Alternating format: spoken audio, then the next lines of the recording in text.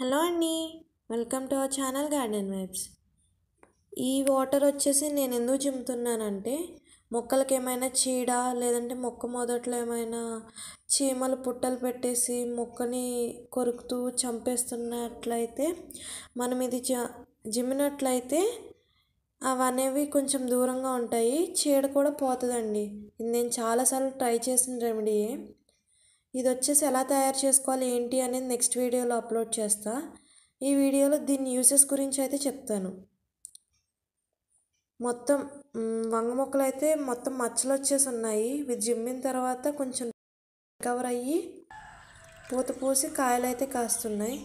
ఇంకా వంగ మొక్కలు ఒకటే కాదు ఇది వర్క్ అయ్యేది, మొత్తం అన్ని కూరగాయ మొక్కలకి మనం ఇది అనేది చిమ్ముకోవచ్చు. అలాగే పళ్ళ మొక్కలు, ఆకుకూరలు లేదా పూల మొక్కలకు కూడా చిమ్ముకోవచ్చండి ఇదే రెమెడీని. నేను చూడండి గులాబీ మొక్కకి, మందార మొక్కకి, నాకు కనిపించిన మొక్కలన్నిటికీ చిమ్మేస్తున్నాను. ఇదిగోండి, ఇది వచ్చేసి గులాబీ మొక్క, ఆఖరి గులాబీ మొక్కకు కూడా చిమ్ముతున్నా. ఎటువంటి ఎఫెక్ట్ అనేది ఉండదండి, ఇది కంప్లీట్లీ ఆర్గానిక్. మన ఇంట్లో ఉన్న మెటీరియల్స్తోనే మనం తయారు చేస్తున్నాం. అండ్ దీనివల్ల మనకి ఎటువంటి సైడ్ ఎఫెక్ట్స్ ఉండవు మొక్కలకి. ఈ వీడియో కానీ మీకు నచ్చినట్లయితే లైక్, షేర్ అండ్ సబ్స్క్రైబ్.